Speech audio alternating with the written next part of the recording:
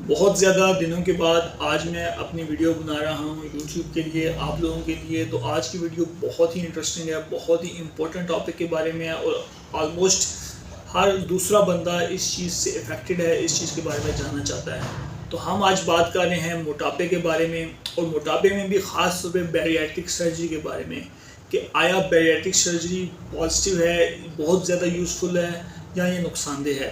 तो आज हम बहुत से टॉपिक्स कवर करेंगे मोटापे से रिलेटेड और बैरियाट्रिक सर्जरी से रिलेटेड। तो बैरियाट्रिक सर्जरी क्या है कि बैरियाट्रिक सर्जरी में किया क्या जाता है, बेसिकली किया ये जाता है कि मैदे को ऑपरेशन करके, ज़्यादातर आजकल कैमरे के थ्रू ऑपरेशन होते हैं, लेप्रोस्कोपिक जिसे कहते हैं। तो कैमरे की मदद से ही ज़्यादातर ऑपरेशन होते हैं, लेकिन ये इतना सिंपल भी नहीं होता कि जिस तरह एंडोस्कोपी वाला कैमरा होता है कि आपने मुंह के ज़रिए कैमरा डाला और एंडोस्कोपी की और बाहर आ गए, ऐसा नहीं होता। बल्कि पेट में 3-4 सुराख किए जाते हैं और उसके ज़रिए से औजार पेट तक लेके जाए जाते हैं और वो सुराख काफ़ी डेप्थ तक होते हैं। तो ऐसी भी बात नहीं है कि बिल्कुल ही नॉन इन्वेसिव प्रोसीजर है, ये मिनिमल इन्वेसिव हो सकता है, इसको हम लेप्रोस्कोपिक सर्जरी कहते हैं। तो बैरियाट्रिक सर्जरी का ज़्यादातर आजकल ट्रेंड तो लेप्रोस्कोपिक सर्जरी का ही है। और इसका मकसद क्या है, इसकी थ्योरी क्या है, इसकी आइडियोलॉजी क्या है। बेसिकली इसकी आइडियोलॉजी ये है कि मैदे को कुछ इस तरह से मॉडिफाई किया जाए या इस तरह से उसमें चेंजेस ले जाएं कि इंसान या तो खाना कम कर दे, कम खाना शुरू कर दे, या तो फिर वो खाना किसी तरह बाईपास हो जाए। तो यही इस सब की मेन थ्योरी है और इसी को लेके ये बैरियाट्रिक सर्जरी की जाती है। अब बैरियाट्रिक सर्जरी के फ़ायदे क्या हैं? बैरियाट्रिक सर्जरी से ब्लड प्रेशर कंट्रोल करने में मदद मिलती है, शुगर कंट्रोल करने में मदद मिलती है, और इसी तरह वो लोग जो बहुत ज़्यादा मोटे हैं, जोड़ों के दर्द का शिकार हैं, और सोशल एक स्टिग्मा है मोटापे के साथ, बहुत ज़्यादा मोटा बंदा पसंद भी नहीं किया जाता।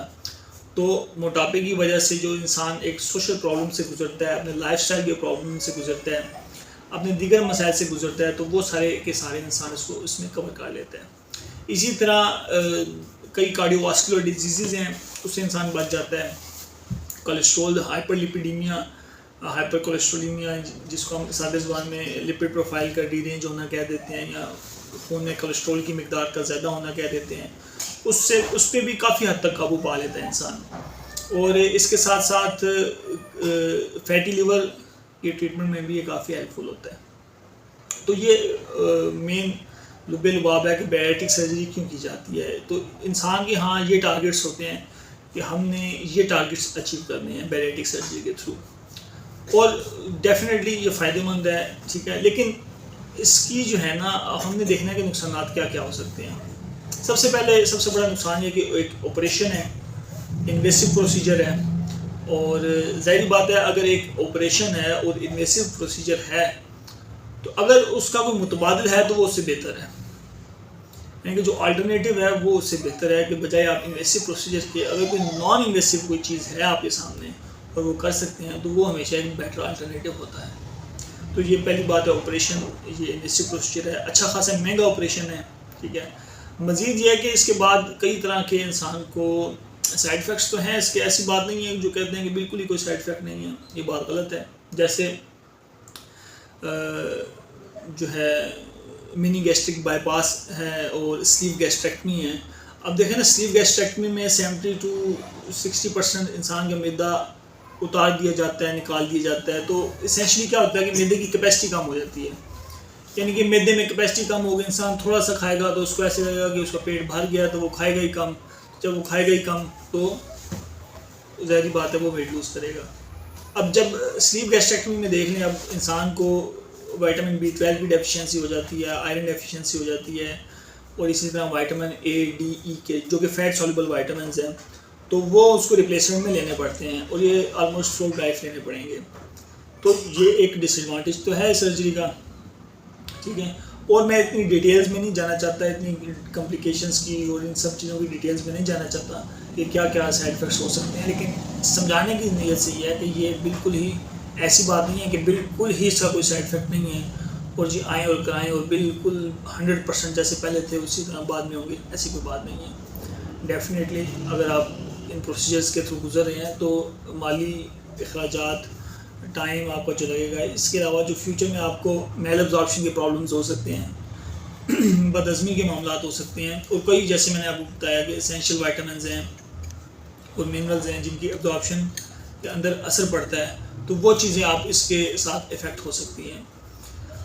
तो अब मेन जो बात मैं समझाना चाह रहा हूँ, जिस बात पे मेरा फोकस है और जो बात पे मैं कंसंट्रेट करना चाह रहा हूँ, वो ये है कि जो बैरिएट्रिक सर्जरी है उसका आप खुलासा समझें, उसका थीम समझें, उसका एम समझें। तो बैरिएट्रिक सर्जरी का खुलासा, उसका थीम, उसका एम ये है कि इंसान के मैदे को इस तरह मॉडिफाई कर दिया जाए, ठीक है, कि उसके अंदर खुराक होल्ड करने की कैपेसिटी कम हो जाए। थोड़ा सा वो खाना खाए तो उसको ऐसा महसूस हो कि उसने बहुत ज़्यादा खाना खा लिया है, और वो फिर उसका मैदा फुल उसको महसूस हो, सिटाइटी लेवल जल्दी आ जाए, इंसान को जो एक इत्मीनान है कि मेरा पेट भर गया है वो जल्दी अचीव हो जाए, और इसी तरह इंसान फिर कम खाए और वेट लूज़ कर ले।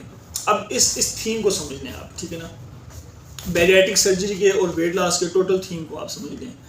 तो उसका टोटल थीम ये है कि जो हमें समझने की ज़रूरत है, और ख़ास तौर पे ये पाकिस्तान के लोगों को ख़ास तौर पे समझने की ज़रूरत है, और ख़ास तौर पे पाकिस्तान के लोगों में भी औरतों को समझने की ज़रूरत है कि ये इम्पॉसिबल है, ये मुमकिन ही नहीं है, ये इम्पॉसिबल है, ये मुमकिन ही नहीं है कि अगर आप अपनी ज़रूरत से कम खाना खा रहे हैं तो आप मोटे हो जाएं।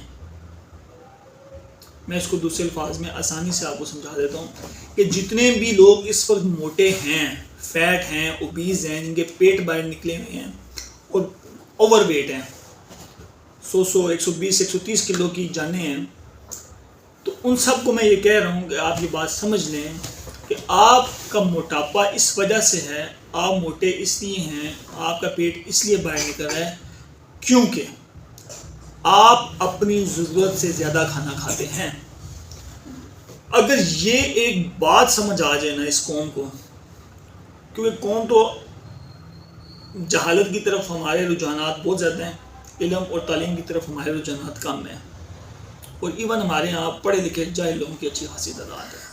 तो मेन मुद्दा जो समझाने की ज़रूरत है कि ये इम्पॉसिबल है, इम्पॉसिबल है, ये हो ही नहीं सकता, ये नामुमकिन है कि अगर आप मोटे हैं, आप ओबीज़ हैं, तो आप अपनी ज़रूरत से ज़्यादा खाना खा रहे हैं।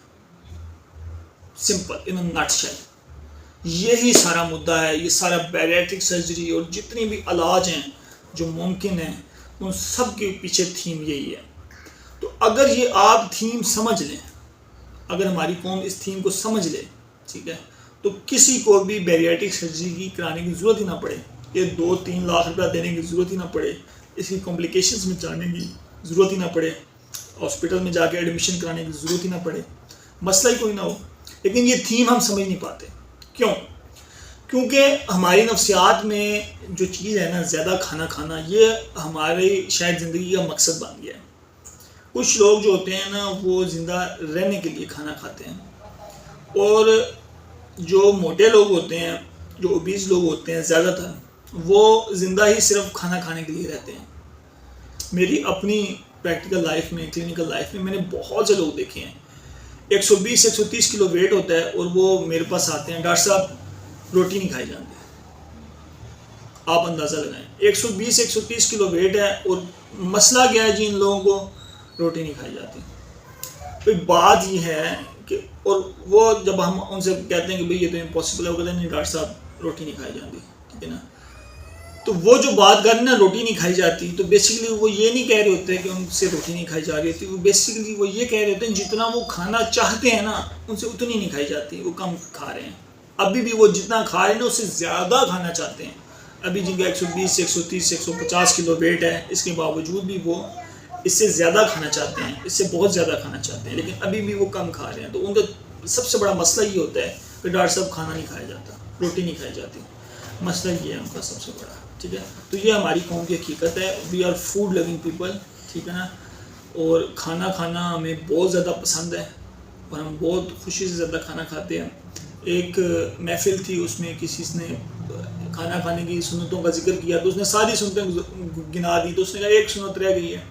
तो कौन सी सुन्नत रह गई, बड़ा सोचा, उसके ज़हन में आए, उसने कहा जो एक सुन्नत है ना जो खाना खाने की है, जो आपने नहीं गिनवाई, वो है कि खाना कम खाना चाहिए। तो ये चीज़ हम भूल गए हैं कि खाना कम खाना, अपनी ज़रूरत से कम खाना खाना। अगर आप ओबीज हैं तो 100% श्योर है कि आप अपनी ज़रूरत से ज़्यादा खाना खा रहे हैं। और हमारा फिर वेट लॉस करने की स्ट्रेटजी भी बहुत अजीब है। पेशेंट आएगा, पूछेगा डॉक्टर साहब क्या खाऊं कि मेरा वज़न कम हो जाए, क्या खाऊं कि मेरा वज़न कम हो जाए। यानी कि हमने वज़न बढ़ाने का इलाज भी खाने से करना है। डॉक्टर साहब जोड़ में दर्द होती है, क्या खाऊं। डॉक्टर साहब खांसी है, क्या खाऊं। डॉक्टर साहब बदहज़मी है, क्या खाऊं। हर चीज़ का इलाज हमने खाने से निकालना है, ठीक है ना। एक बंदा था ना, उसको बीमार हो गया, तो वो कई लोग कहें कि इसको फलां दवाई खिलाओ, कोई कि इसको ये सिरप पिलाओ, कोई कि इसको ये कैप्सूल दो बेहतर हो जाएगा, ठीक है। क्योंकि हर बंदा तो डॉक्टर है हमारी सोसाइटी में, तो मशवरे तो देने होते हैं। एक बंदे ने कहा कि भाई इसको ना गरम गरम दूध में ना जलेबियाँ डाल के खिलाओ। तो वो जो बीमार बंदा था ना, वो कहता है उसकी सुनो भाई, उसकी सुनो, वो क्या कह रहा है, ठीक है। तो हमने हर बीमारी का इलाज मज़े मज़े के खाने खा खा के करने हैं, तो यही हमारा मसला है, ठीक है। तो अब इस थीम को जब आपने समझ लिया ना, इस थीम को आपने समझ लिया कि आप अगर मोटे हैं, मोटापा है, तो आप अपनी ज़रूरत से ज़्यादा खा रहे हैं। बस लोगों को ये समझ ही नहीं आती कि वो अपनी ज़रूरत से ज़्यादा खा रहे हैं। इतने 120-130 किलो हो के होने के बावजूद भी लोग आके डॉक्टर को ये कह रहे हैं कि डॉक्टर साहब खाना नहीं खाया जाता। अब इनको कौन समझाए कि भाई ये इम्पॉसिबल है, ये हो ही नहीं सकता कि आपका वज़न 120-130 किलो है और अभी भी बाहर है, तो आप अपनी ज़रूरत से ज़्यादा खा रहे हैं। अपनी ज़रूरत से ज़्यादा खाने के दो तरीके हैं, या तो आप काम कोई नहीं करते और खाना खाई जाते हैं, तो उसमें आप थोड़ा भी खाएंगे तो फिर भी फैटी हो जाएंगे, क्योंकि आपका वर्कलोड तो है ही नहीं है, तो उसमें भी आप ज़रूरत से ज़्यादा खा रहे हैं। तो दूसरी बात यह है कि आप काम बहुत ज़्यादा करते हैं, लेकिन खाना उससे भी ज़्यादा खा लेते हैं। जितनी आपकी कैलोरी की रिक्वायरमेंट्स हैं, जितना आप काम करते हैं, खाना उससे डबल खा लेते हैं, ठीक है ना। फिर भी कई लोग होते हैं डॉक्टर साहब हम बहुत काम करते हैं, बड़ा हैवी काम है, लेकिन मोटापा है। तो भाई मोटापा तो होगा जब आप अपनी ज़रूरत से ज़्यादा खा रहे हैं, ठीक है। तो दोनों में से एक कंडीशन है कि या तो आप काम नहीं करते हैं और खाना खा रहे हैं, उसमें फिर थोड़ा खाना भी ज़्यादा है क्योंकि वो आपकी कैलोरी रिक्वायरमेंट से ज़्यादा है, तो या फिर आप काम बहुत ज़्यादा करते हैं लेकिन खाना उससे भी ज़्यादा खा लेते हैं। तो बात सारी कैलोरीज की है। बात सिर्फ यही है कि आप अपनी ज़रूरत से ज़्यादा खाना खाते हैं। जितना आप अपनी बॉडी से काम लेते हैं, जितना आप वर्जिश करते हैं, भाग दौड़ करते हैं, काम करते हैं, आप उससे ज़्यादा ही खा रहे हैं, तभी आप मोटे हो रहे हैं, और इसके अलावा कोई वजह नहीं है। पानी पी के बंदा मोटा नहीं हो जाता। तो अगर आप इस प्रिंसिपल को समझ लिया आपने इस प्रिंसिपल को, तो अब मैं आपको इसके अल्टरनेटिव बता देता हूँ। फिर आप खुद समझ लें कि आपने बैरिएट्रिक सर्जरी करानी है या अल्टरनेटिव पे चल के तो अपना वेट लूज़ कर सकते हैं। लेकिन अल्टरनेटिव्स पे चलने के लिए बड़ी स्ट्रॉन्ग विल पावर चाहिए, अपने ऊपर कंट्रोल चाहिए, कुव्वत इरादी चाहिए। यही हमारा नफ्सियाती मसला है ना। हमारा नफ्सियाती मसला है कि हमें बाउंड कर दिया जाए तो कर दिया जाए, ठीक है ना। मैदे के गिर्द कड़ा चढ़ा दिया जाए, यानी कि जिसको एक लेप्रोस्कोपिक प्रोसीजर होता है, गैस्ट्रिक बैंडिंग कहते हैं उसे, लेप्रोस्कोपिक गैस्ट्रिक बैंडिंग, यानी कि मैदे के ऊपर एक किस्म का कड़ा चढ़ा देना कि उसे मैदा सुखड़ जाए और मैदे के अंदर ज़्यादा जाए ना जा सके। फिर वही थ्योरी है कि इंसान जल्दी से टाइटी फील कर ले, कम खाएगा, वज़न कम हो जाएगा। तो अगर आपको ये थ्योरी समझ आ गई है तो आप लाजमी ऑपरेशन कराना है, ठीक है ना भाई, सिंपल सी बात है, ठीक है ना। कम खा लो, और अगर आप नफ्सियाती तौर पे कम खा के भी आपको तलब ज़्यादा है, आपके अंदर इनटेक की ख्वाहिश है कि मेरा मैदा भरे, तो उसका भी एक बड़ा सिंपल हल है।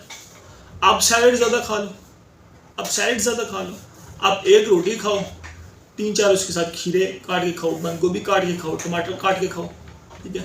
ये जो सैलड्स हैं इनकी कैलोरीज ऑलमोस्ट नील होती हैं। ये आपका मैदा तो भर देंगी, इससे आपको विटामिन भी मिल जाएंगे, मिनरल्स भी मिल जाएंगे, लेकिन कैलोरीज नहीं बनेगी, आप मोटे कभी नहीं हो सकते, ठीक है। तो कितनी अच्छी बात है, इतना बड़ा, यानी कि जो सैलड्स इंटेक है, हैवी सैलड्स इंटेक, बहुत ज़्यादा सैलड खाना, ये एक किस्म का आपका बैरिएट्रिक सर्जरी है, ठीक है ना।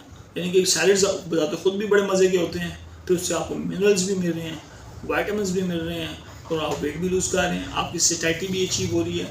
यानी कि आप एक तरफ बैरिएट्रिक सर्जरी कर रहे हैं, उससे आपकी विटामिन अब्जॉर्ब कम हो रहे हैं, मिनरल अब्जॉर्ब कम हो रहे हैं, ठीक है ना, और आपको सैटिस्फैक्शन, अर्ली सैटिस्फैक्शन मिल रही है। लेकिन ये आप सैलड्स यूज़ कर रहे हैं तो आपको क्या हो रहा है, विटामिन भी आ रहे हैं, मिनरल्स भी आ रहे हैं, और सैटिस्फैक्शन भी अचीव हो रही है, आपको पेट भरा भरा महसूस हो रहा है। रोटी एक खाएँ, बाकी सैलड से पेट भर लें, कितना आसान तरीका है। पहला तो तरीका यह कि अपने आप कंट्रोल ही कर लें, इस पॉइंट को ही समझ लें, और अपने आप पे कंट्रोल कर लें, ठीक है।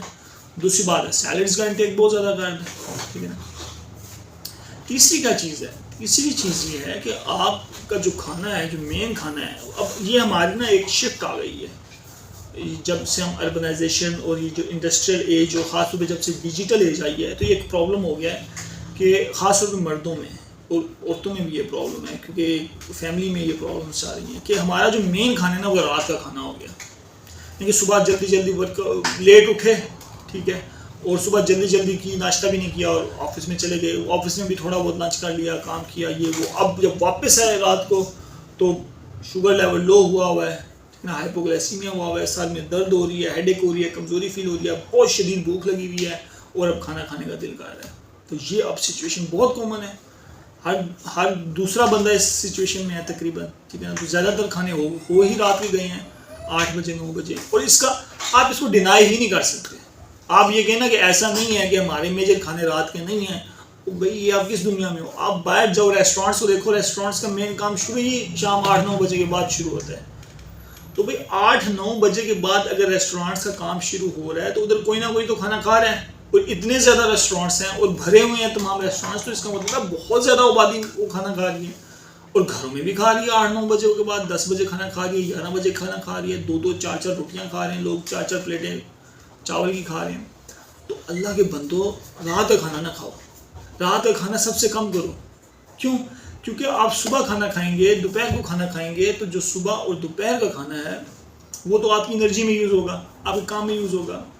लेकिन जो रात का खाना है, जो आप खा के सो जाओगे, तो उससे क्या होगा, आपको मैदे के प्रॉब्लम्स होंगे, बदहज़मी के प्रॉब्लम्स होंगे, और जितनी भी आपने कैलोरीज उसके अंदर एब्जॉर्ब की हैं उससे क्या बनना है, उससे फैट बनना है, चर्बी बननी है। रात को तो आपने सो जाना है, तो अब चर्बी बननी है, वो तो आपके किसी वर्कआउट के काम तो आएगी नहीं, ठीक है। तो रात का खाना कम कर लें। फिर मज़ीद ये है कि हमारे में से बहुत बड़ी आबादी चावल लविंग है, राइस लविंग पॉपुलेशन है, और मतलब कि ऐसे हैं कि rice proper as a meal use होते हैं कि कई घरों में, कई फैमिली में, ऑलमोस्ट तमाम घरों में, ख़ासतौर पर पंजाब के तमाम घरों में ऐसा होता है कि किसी हर दूसरे तीसरे दिन सिर्फ चावल पकते हैं, चावल और सालन। मतलब कि बाकी मुल्कों में भी चावल यूज़ होता है, लेकिन चावल एक पोर्शन ऑफ मील होता है, खाने का एक हिस्सा होता है। सिर्फ यानी कि 2-3 प्लेटें चावल खाना, ये हमारा ही रिवाज है इधर पंजाब पाकिस्तान का, इंडिया का भी होगा। तो चावल जो है वो बड़ा हाई होता है, बड़ा रिच होता है स्टार्च, और वो ग्लूकोज बनता है, कार्बोहाइड्रेट्स है, और वो बड़ी जल्दी, अगर उसकी रिक्वायरमेंट नहीं है, वो या तो ग्लाइकोजन बनेगा, लिवर में स्टोर होगा, या मसल में स्टोर होगा, ग्लाइकोजन नहीं है, वो फैट में कन्वर्ट हो जाएगा, बहुत जल्दी फैट में कन्वर्ट होगा। यानी कि आपको मैं ये बताऊँ कि हमारी बॉडी के ज़्यादातर जो फैट्स हैं ना, वो चर्बी खाने से नहीं आ रहे, वो कार्बोहाइड्रेट्स खाने से आ रहे हैं, वो आ रहे हैं स्टार्च खाने से, और उसमें मेन एक चीज़ जो है वो चावल है।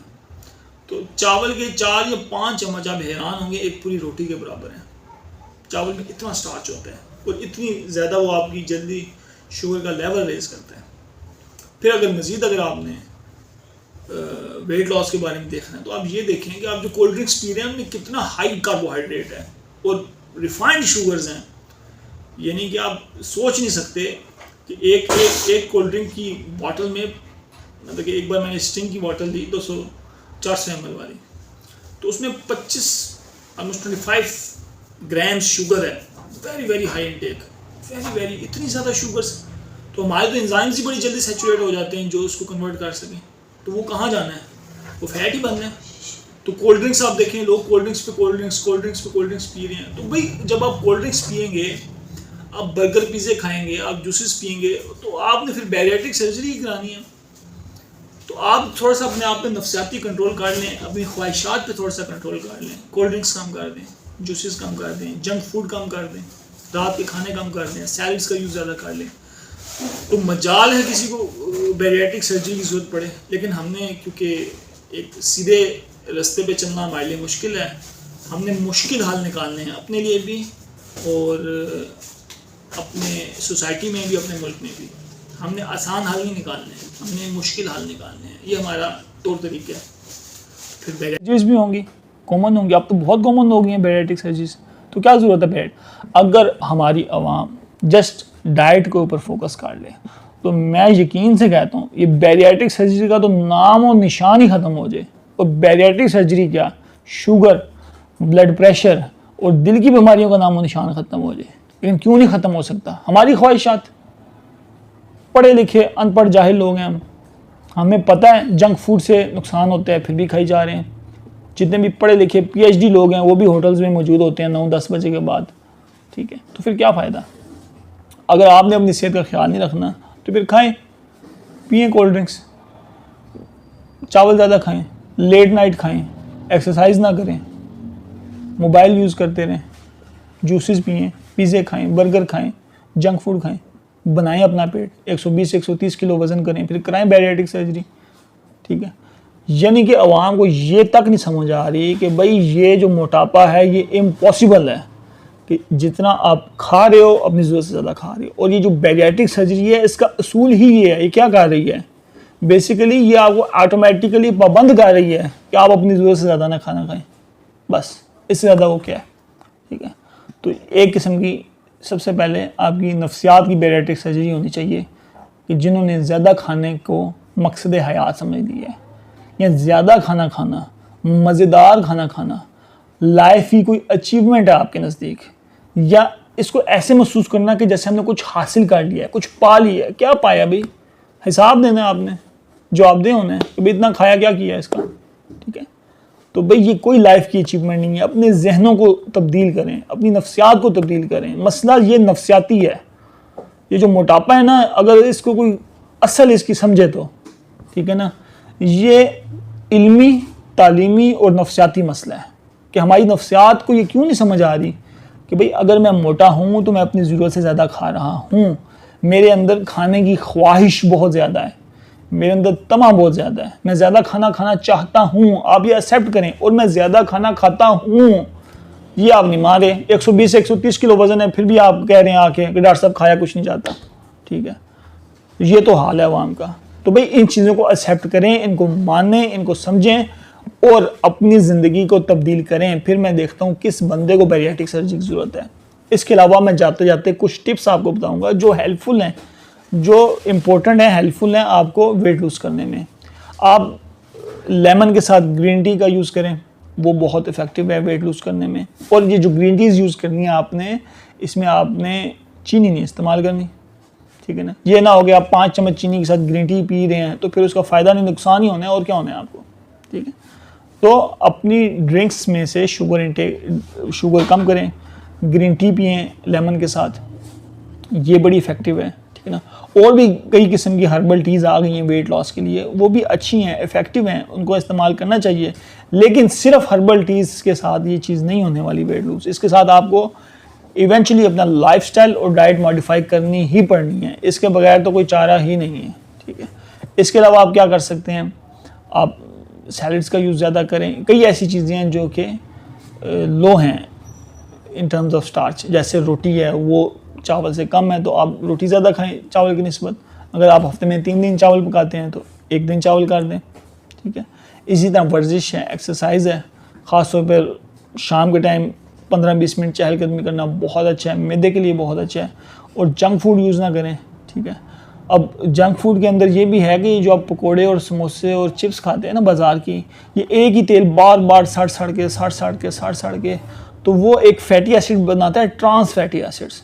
ये सबसे गंदी फॉर्म ऑफ कोलेस्ट्रॉल है, सीधा जाके आपके रगों में जमती है, ठीक है। और फिर इसी वजह से आपके फिर वो मसले मसाइल पैदा होते हैं, दिल की बीमारियां, हार्ट अटैक वगैरह, ठीक है। ख़ास तौर पे ये वो जो यूज्ड ऑयल बार बार यूज़ करते हैं ना, एक ही तेल, पकौड़े बनाए इतने बड़े बड़े तो कड़ा हैं। अब मैं आपको समझा रहा हूँ ना, मेंटेलिटी समझा रहा हूँ, पढ़े लिखे लोगों का हाल बता रहा हूँ, समझे इसको। इतना बड़ा कड़ा है, ठीक है, वो एक बार उसमें से पकोड़ा बना, 2 बार बना, 3 बार बना, उसने वो फेंकना नहीं है, उसमें ऐड ही करना है, ठीक है। तो वो कितना ट्रांस फैटी एसिड बन गया है, वो ट्रांस फैटी एसिड, हर कोई वही पकोड़े वही समोसे खाई जा रहा है। तो फिर इस्कीमिक हार्ट डिजीज़ तो होनी है, फिर दिल की बीमारियां तो होनी है। उन मुल्कों में जाके देखें जो नेचुरल ऑयल्स यूज़ करते हैं, जो जैतून का तेल यूज़ करते हैं, जो इस तरह घी में तली हुई चीज़ें कम यूज़ करते हैं या नहीं यूज़ करते, वहाँ पे कार्डियोलॉजिस्ट ही नहीं है। उधर आपको दिल के डॉक्टर ही नहीं मिलेंगे, आपको पूरे शहर में 1 या 2 कार्डियोलॉजिस्ट मिलेंगे दिल के डॉक्टर। और यहाँ पाकिस्तान में क्या हाल है, हर कोने में, हर जगह पे, हर गली की नुक्कड़ में एक कार्डियोलॉजिस्ट बैठा हुआ है, एक दिल का डॉक्टर बैठा हुआ है। क्यों? दिल की बीमारी इतनी ज़्यादा है। तो भाई आपको ये समझा रहा हूँ कि मोटापा एक बीमारी है, इसको बीमारी समझें। और मोटापे का मेन वजह इंसान की वो ख्वाहिश है खाना खाने की और मज़ा पाने की खाना खा के, कि जो उसको मोटापे, दिल की बीमारियों, ब्लड प्रेशर, शुगर और फैटी लीवर वगैरह की तरफ लेके जाती है। तो एहतियात करें, मेरे पैगाम को समझें, गौर से समझें। अगर समझ आ गई है तो चैनल को लाइक, शेयर और सब्सक्राइब ज़रूर करें। सादी सी ज़ुबान में मैं मोटी मोटी बातें बता जाता हूँ।